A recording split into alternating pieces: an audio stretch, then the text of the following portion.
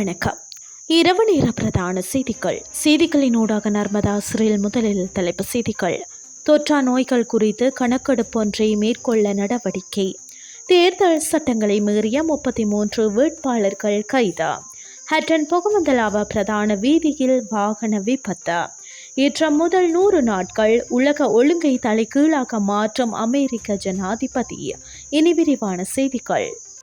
இலங்கையில் தொற்றா நோய்கள் மற்றும் அவற்றினால் ஏற்படும் ஆபத்துகள் குறித்து அடையாளம் காண அடுத்த வருடம் கணக்கெடுப்பொன்று நடத்தப்பட உள்ளதாக சுகாதார அமைச்சின் தொற்றா நோய்கள் பிரிவின் பணிப்பாளர் வைத்தியர் சமிந்தி சமரகோன் தெரிவித்தார்.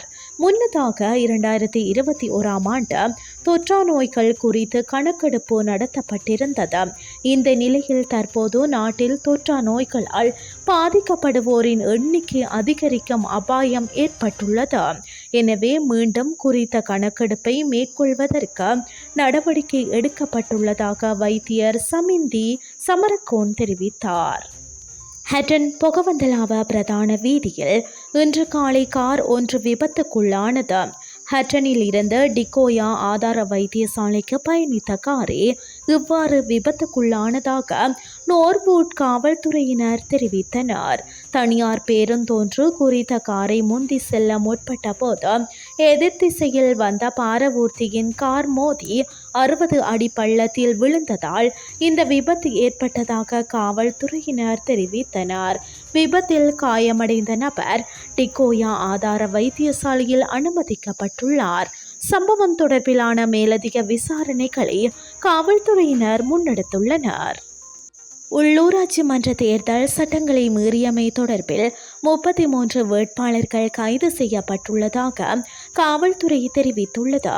கடந்த மார்ச் மாதம் 1ஆம் தேதியிலிருந்து இன்று காலை வரையான காலப்பகுதியில் இவர்கள் கைது செய்யப்பட்டுள்ளதாக தெரிவிக்கப்பட்டுள்ளது. அதே நேரம் குறித்த காலப்பகுதியில் கட்சிகளின் ஆதரவாளர்கள் 349 பேரும் கைது செய்யப்பட்டுள்ளதாக காவல்துறை தெரிவித்துள்ளது. இதேவேளை வவுனியா பூந்தோட்டம் பகுதி மக்களுக்கு வர்த்தக நிலை உரிமையாளர் ஒருவரின் மூலம் வாக்காளர் அட்டைகளை விநியோகிக்கும் முயற்சியில் ஈடுபட்டிருந்த அஞ்சல் பணியாளர் ஒருவர் வவுனியா காவல்துறையினரால் கைது செய்யப்பட்டுள்ளார். அத்துடன் குறித்த வர்த்தக நிலைய உரிமையாளரையும் காவல்துறையினர் கைது செய்துள்ளனர். இனி வெளிநாட்டு செய்திகள்.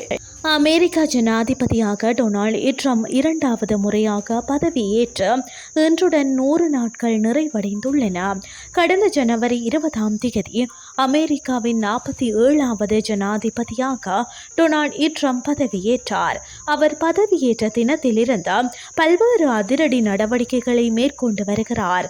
இதன்படி இலங்கை, இந்தியா மற்றும் சீனா உள்ளிட்ட பல நாடுகள் மீது பரஸ்பர தீர்வை வரி விதிப்பை மேற்கொண்டார். பின்னர் குறித்த வரி விதிப்பிற்கு எதிர்ப்பு தெரிவித்த சீனா மீது 245% வரி விதிக்கப்பட்டதுடன் ஏனைய நாடுகள் மீதான வரி விதிப்பை 90 நாட்களுக்கு தற்காலிகமாக நிறுத்தினார்.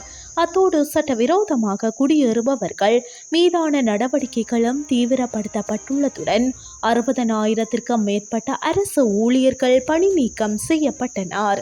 மேலும் பாலஸ்தீனியர்கள் வெளியேற்றப்படுவார்கள் என்றும் காசா கைப்பற்றப்பட்டு ஒரு ஆடம்பர குடியிருப்பாக மாற்றப்படும் என்றும் ட்ரம்ப் தெரிவித்தது சர்ச்சையை ஏற்படுத்தியது.